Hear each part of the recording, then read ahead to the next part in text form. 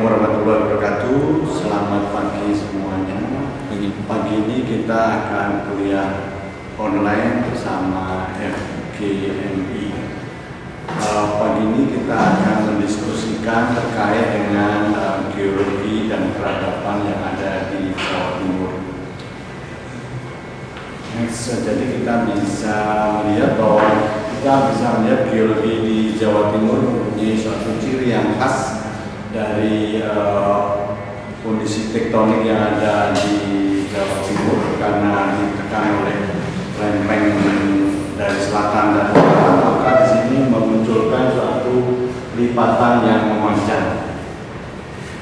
Lipatan yang memanjang ini juga nantinya akan sangat berpengaruh terhadap peradaban yang ada di Jawa Timur, karena di sini akan ada sumber daya alam yang tersedia di Jawa Timur. Terus mungkin kita bisa melihat ini contohnya, misalnya ini salah satu di Jombang. Jadi ini secara geologi sangat menarik. Jadi kita bisa melihat ada satu struktur antikline tapi tidak menerus seperti ini, tapi dia membentuk seperti U. Nah, ini adalah sesuatu yang menarik di sana, dan juga ada di situ termasuk salah satu indikator bahwa di kita itu ada patahan aktif yang ada di Jawa Timur. Jadi bisa dilihat di sana ada patahan yang. Nah, ini kalau secara dibuat penampang secara geologi, maka dia adalah seperti ini. Jadi kita bisa melihat ini tumbukan lempeng yang ada di selatan Jawa, dia masuk ke dalam di Pulau Jawa, dan dia bisa memunculkan gunung api yang ada di tengah Pulau Jawa. Sedangkan di bagian utara itu ada patahan-patahan, baik patahan aktif maupun patahan yang ada di dalam yang lebih dalam. Dan di situ nanti akan di Jawa Timur, maka resource-nya tadi itu, sumber dayanya itu banyak sekali. Salah satunya adalah migas, tapi juga ada lumpurnya seperti itu.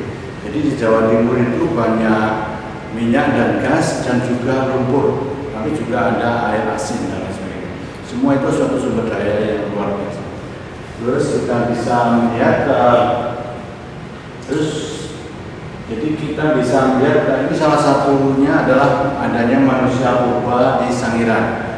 Terus manusia purba ini dia bisa keluar ke permukaan bumi karena adanya lumpur, ada satu semburan lumpur dari bawah dari kedalaman sana, dan itu mengeluarkan tengkorak-tengkorak manusia purba. Nah, itu yang terjadi di Sangiran. Jadi dia ada di kedalaman sekitar umurnya itu sekitar 1,9 juta tahun yang lalu. Jadi kompleks manusia purba yang ada di Indonesia. Terus kita lihat ini di Sangiran. Jadi ini adalah dom Sangiran yang kita tadi sebagai semburan lumpur tadi. Jadi ini adalah dom Sangiran. Jadi di situ ada gading gajah yang panjangnya sampai 2 meter dan sebagainya muncul di sini. Ini di manusia purba yang ada di Sangiran. Terus jadi kita bisa melihat terus. Jadi ini posisi Sangiran yang kita bisa lihat. Terus nah, ini tadi kubah Sangiran yang ada di sini. Jadi dia umurnya bisa kita lihat, ini ada 1,56 miliar juta tahun yang lalu. Ini sudah 1,9 juta tahun yang lalu. Jadi ini keluar ke permukaan melewati mekanisme semburan lumpur. Seperti itu yang terjadi di Sangiran. Jadi bisa, dan ini menjadi menarik sekali untuk kita, untuk ahli-ahli geosains untuk melihat ini lebih detail. Satu hal yang mungkin karena ini human origin satu-satunya yang ada di Indonesia, jadi gitu yang umur ini adalah kita harus mengakui ini adalah leluhur kita, walaupun umurnya 1,1. Tapi walaupun sampai tahun berapa Majapahit itu, bukan Majapahit, sekitar 900 tahun 1000 itu kita nggak ada hubungannya, nggak bisa melihat hubungan ini. Dan ini menjadi kewajiban kita untuk melihat hubungan dari 1,9 juta sampai ke 1000 tahun sekarang. Nah, itu mestinya masuk hilang sama sekali, mestinya kan enggak. Terus nah, ini bagaimana dia keluar seperti itu. Jadi ini organigram, jadi ini dia vertikal menuju ke atas. Terus ini sama tadi ya, ini berwarna saja. Terus nah, ini yang keluar bersama dengan itu bisa kita lihat, dan terus kita bisa lihat terus saja. Nah, lingkungan pengendapan pada waktu itu ada 8 macam-macam di sana. Jadi kita bisa melakukan interpretasi terkait dengan kondisi di daerah itu. Terus jadi bisa kita lihat. Terus ini manusia purba di zaman itu. Terus nah, kira-kira kayak gitu. Ini kalau kita kesangiran, kita akan melihat ini leluhur kita. Nah, kita tidak boleh mengingkari ini, karena ini memang leluhur kita. Memang bentuknya seperti itu. Terus kita belajar ke tempat yang lain. Ada temuan situs yang bagus ini di Sumber Beji dan Kedaton di Jombang. Ini temuan ini baru tahun 2019. Jadi ada temuan terus, oke, bisa lihat di peta geologinya. Ini adalah endapan lahar atau endapan dari Gunung Kelut pada zaman waktu itu. Jadi ini ada sungai-sungainya yang menuju sini, dia membentuk sedimen yang berwarna ungu. Situs itu ditemukan di bagian tengah ini sama di bagian atas. Jadi ada 2 tempat. Jadi dia statusnya adalah terkubur oleh endapan Gunung Kelut. Ini jaraknya kalau dari Gunung Kelut sekitar 30 km. Nah, jadi sangat jauh. Terus kita bisa lihat ini kalau pandangan dari atas ini adalah seperti ada taman air seperti itu. Nah, dia difoto dari seperti itu. Nah, ini semua teruruk oleh endapan lahar. Sedangkan ini pada waktu penggalian kita bisa melihat bahwa endapan itu kan endapan gunung berapi itu keras, jadi tidak bisa pakai panjul begini, nggak bisa. Jadi sangat keras untuk mengambil. Jadi ini ada kesusahan untuk mengambil, untuk melihat situs ini kayak seperti apa. Terus yang kedua ini endapan laharnya kelihatannya seperti ini. Kelihatan lapisannya ada. Ini lapisan peradaban yang lama. Jadi ini tanah di zaman itu. Terus ini adalah lapisan ada lahar 1, lahar 2, dan sebagainya. Dan ini membutuhkan analisis geologi yang lebih intensif sehingga kita bisa tahu lebih jelas. Sekarang yang bagian atas adalah peradaban sekarang. Ini terus ini bisa terlihat karena ada penggalian. Jadi di sana ada penggalian situ. Jadi ini tembok ini tembok lamanya. Ini lahar dari kelihatan bagus besar seperti itu, dan kita bisa melihat bahwa kalau melihat dari sejarah letusan Gunung Kelut, maka kita bisa melihat dari buku. Memang harus melihat buku zaman dulu. Dalam hal ini ada buku Pararaton, Serat Pararaton. Serat Pararaton itu satu buku yang ditulis dalam daun lontar ada kecil gitu. Nah, ada beberapa lapis demikian. Itu salah satunya di situ terjadi letusan sejak dari 1200 sampai 1400, dan itu intensif terus-terusan. Saya melihat seperti itu, berarti pada waktu itu orang-orang di sekitar ini kayak istilahnya ada horor dari Gunung Kelut, semacam itu. Maka banyak sekali yang mereka pergi meninggalkan di wilayah di Majapahit itu. Di samping itu juga ada gempa. Ada gempa disebutkan di kitab itu tadi. Memang kalau kita mau belajar kitab tadi, karena belajar bahasanya bahasa Jawa kuno, yang itu Onocoropa itu, tapi lebih kuno lagi. Terus di bahasa kuno tadi, baru di bahasa Indonesia, dan jadi prosesnya agak lama. Tapi tadi prasasti ataupun kitab tadi itu akan menghubungkan kita dengan masa lalu tadi. Jadi selama kita tidak ada yang mau belajar terkait dengan bahasa tadi, kita nggak akan terhubung, kita nggak akan pernah tahu sana. Selama ini yang menerjemahkan orang Belanda, sehingga dia kemungkinan ada kesalahan itu sangat mungkin karena bahasa ibunya kan beda. Jadi bisa terus bisa lihat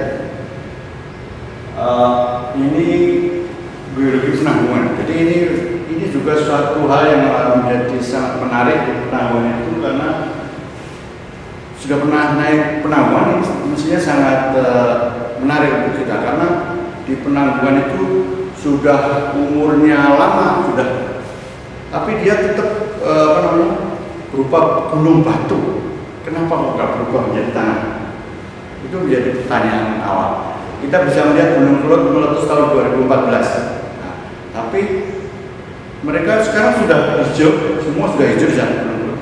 Tapi Gunung Penanggungan itu sudah meletus lama, tapi dia masih berupa batu. Nah, ini mestinya ada sesuatu yang menyebabkan kenapa dia tidak berubah menjadi tanah. Terus, jadi posisi yang pernah kita survei di sana, jadi posisinya seperti ini. Terus kemudian di sana ada banyak candi di daerah Penanggung. Jadi dia dikenal dengan Gunung Ardi Pancawalikrama karena di sini ada 4 gunung di sekitarnya. Jadi ada gunung yang utama, terus ada 4 gunung kecil-kecil di sekitarnya. Ini dikenal dengan Ardi Pancawalikrama. Jadi Ardi itu gunung, Panca itu 5. Terus nah, di sana kita bisa menemukan endapan-endapan yang bentuk sekali interpretasi dari ahli geologi. Jadi ini ada batuan yang super besar, misal. Terus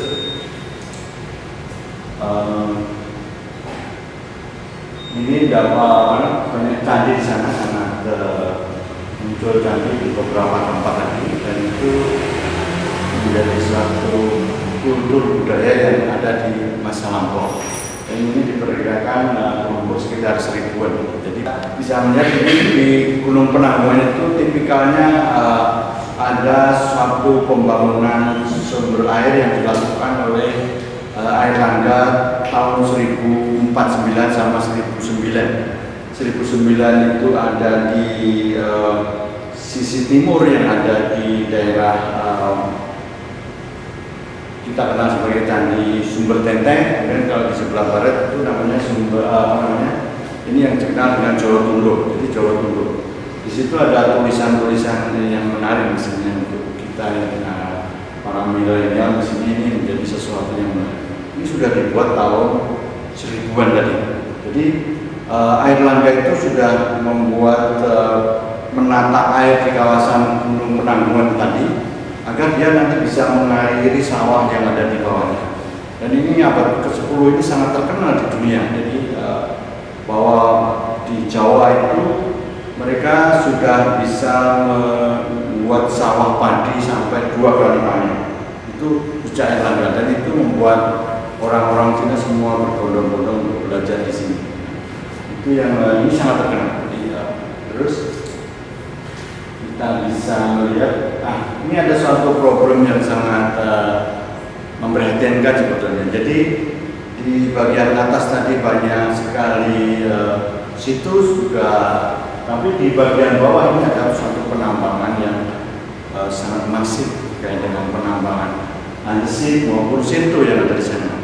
Nah, jadi ini sangat mengerikan. Misalnya ini maksudnya harusnya nanti kita misalnya dari ITS ataupun didukung oleh IAGI, MKMI, mestinya kita harus membuat usulan terkait untuk penyelamatan dari Gunung Penanggungan tersebut. Terus kita lihat ini penambangannya sangat intensif, jadi mereka sudah menambang dan sudah merangsek menuju ke arah perbukitan sebelum pegunungannya. Jadi terus,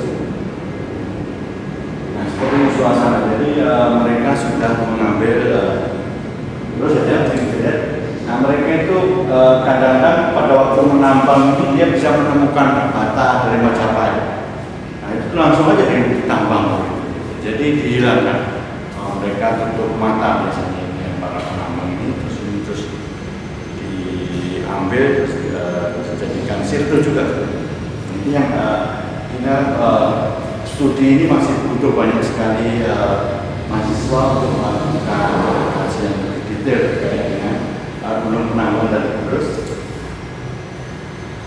Nah, yang juga ini menjadi sangat penting dan kita mungkin bisa berkontribusi dari sisi geosains itu adalah membuat rekonstruksi digital.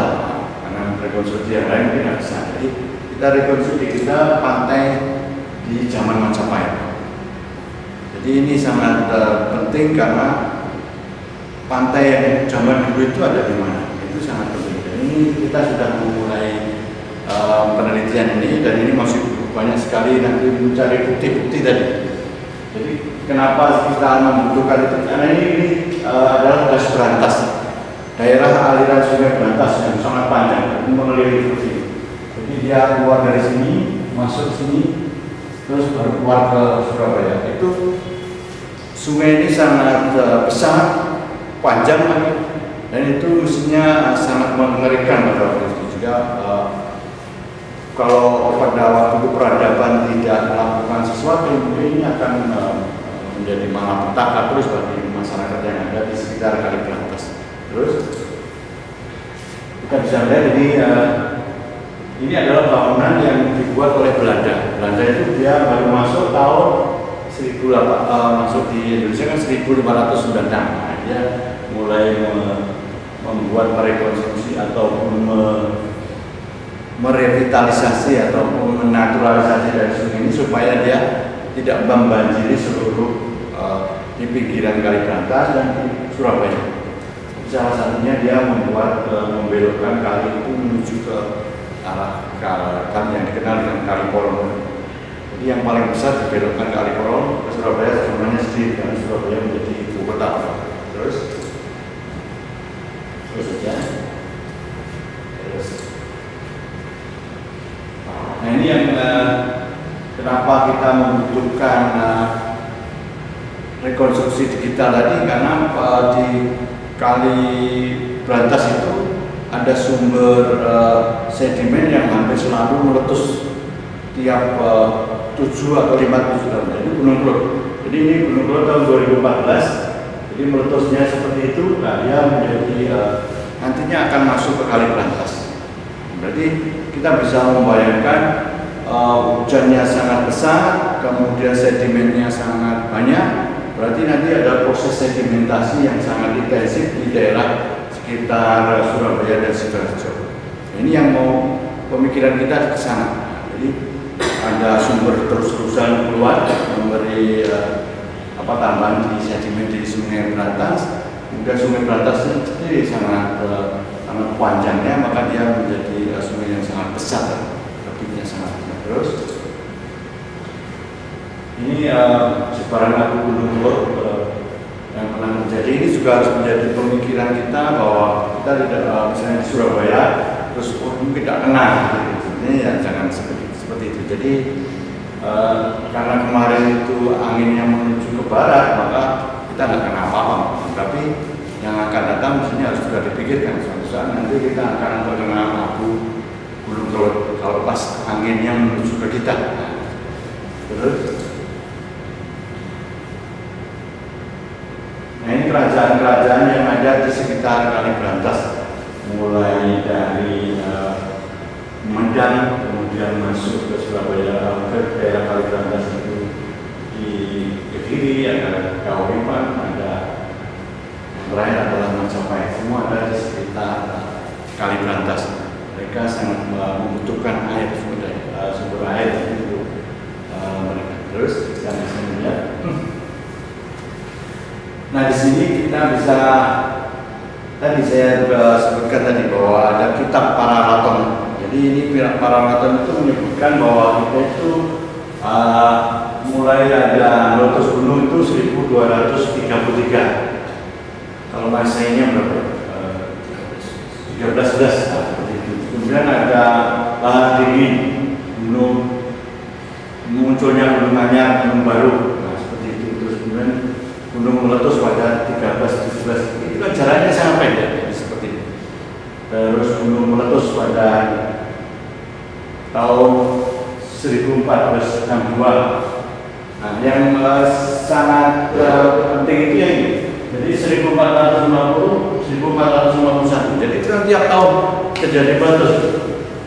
Yang perlu dibayangkan sebelum tahun 1930 itu Gunung Kelot itu isinya adalah berupa air kawah yang sangat besar. Nah, jadi pada waktu meletus itu yang didapatkan oleh masyarakat lokal sana itu bahwa justru ada terjadi banjir bandang. Ini karena air yang di dalam kawah Gunung Kelot semuanya melimpah, jadi menjadi banjir bandang. Jadi mereka itu mengungsinya justru ke atas bukan di bawah. Ini yang terjadi.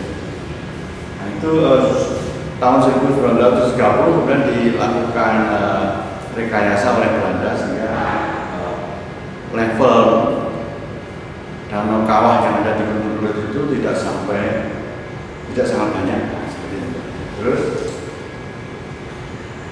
nah kita berdasarkan data foto satelit 1972, 2000 sampai 2017 ini bisa kita download free di USGS. Jadi di USGS ini bisa kita lihat. Terus 72 ini posisi pantai seperti ini masih jauh sekali dari semuanya masih seperti itu. Jadi ini di Surabaya dan di Sidoarjo. Terus ini tahun 2000 juga masih seperti itu. Terus, nah ini tahun 2017. Ini memang jadi kalau sendiri-sendiri tidak bisa dibandingkan, tapi kalau dijadikan satu terus, jadi dijadikan satu maka kita bisa tahu majunya seberapa. Nah, dari jumlah inilah kemudian kita memperkirakan laju sedimentasi. Jadi di sini bisa kita lihat itu 2017, 1972, 2000 sama 2017. Jadi kelihatan bergeser. Nah, terus dari situ kita bisa melihat lajunya itu misalnya bukan per tahun ini. Jadi misalnya dari merah 1972 sampai 2000. Jadi sekian tahun itu majunya sampai 1000 lebih. 1972 sampai 2000, jadi banyak. Terus,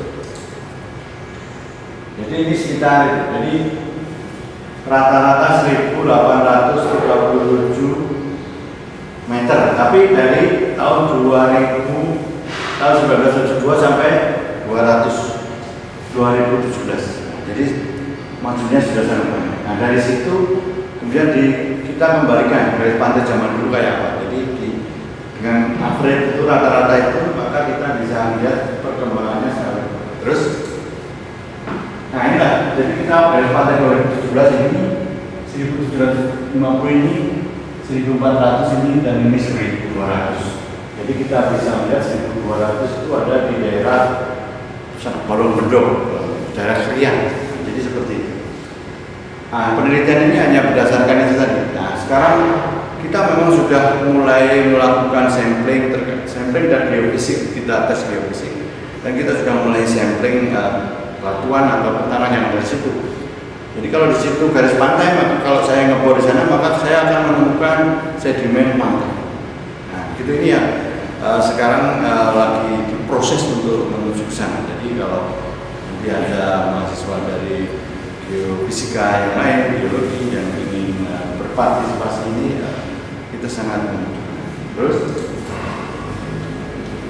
nah ini adalah jejak peradaban yang ada di sepanjang tadi pantai. Jadi ini semua ada jejak peradaban yang ada. Jadi pantai itu memang menjadi demikian. Jadi tidak seperti yang sekarang. Terus, ini situs-situs yang ada yang kita yang masih mau mencari yaitu terkait dengan Canggu dan Trawulan sendiri. Ini diperkirakan pusat dari Majapahit. Ini sekarang dulu garis pantai ini di mana pada waktu zaman ini sedang kita menjadi penting itu adalah air langga. Air langga itu adalah raja yang super bagi di Jawa pada waktu itu. Karena dia sudah mempunyai banyak inisiatif, termasuk tadi membuat menangkap sumber air yang ada di gunung dan membagikan seperti itu. Jadi air langga itulah yang memperkenalkan subak seperti yang ada di Bali. Tapi cuma di Bali sekarang masih dipakai, tapi di Indonesia, di Jawa tadi sudah nggak dipakai. Ini terus kita bisa melihat kalau air langga itu tahun 1000-an, jadi tahun 1000-an. Nah, jadi bedanya itu ada di prasasti. Prasasti ini ada di daerah Krian, jadi kita bisa melihat ada prasasti gitu. Terus kita bisa menerjemahkan. Jadi ini basa, kalau tadi yang basa Jawa tadi itu diterjemahkan ya seperti ini. Jadi alasan dari membuat bendungan itu karena bendungan di Waringin Sabto itu karena di situ sering terjadi banjir. Hampir tiap tahun terjadi banjir. Nah, mereka untuk membangun satu semacam bendungan ataupun tanggul yang bisa mengatasi itu. Jadi pada waktu itu sudah ada teknologi untuk berusaha untuk mengantisipasi terkait dengan banjir. Ini sangat terkenal air langga ini. Terus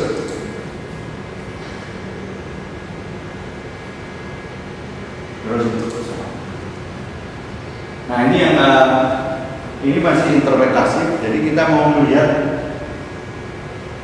pada waktu itu bendungan Waringin Sabto yang dibuat oleh air langga itu ada di mana posisinya. Nah ini kita sedang mencari-cari. Nah nanti yang akan datang ini penelitian berikutnya itu adalah bendungannya. Ini bendungan Waringin Sabto itu ada di daerah Borobudur juga. Nah kita tinggal mencari mestinya di daerah batas. Itu tadi berupa satu struktur, satu entah bangunan bata, entah apa. Nah ini mestinya nanti sangat butuh pengukuran baik geofisik maupun geologi untuk mengetahui terkait dengan bangunan yang ada di bawah, khususnya di sekeliling bendungan Waringin Sabto ini. Terus, jadi itu yang mungkin bisa menginspirasi kepada teman-teman semua, dan kita sangat berharap ada kerjasama di antara kita semua terkait untuk mengungkap peradaban, khususnya kalau kita, karena kita di Jawa Timur ya, peradaban yang ada di Jawa. Mungkin cukup sekian. Wassalamualaikum warahmatullahi wabarakatuh. Kayak mana ini?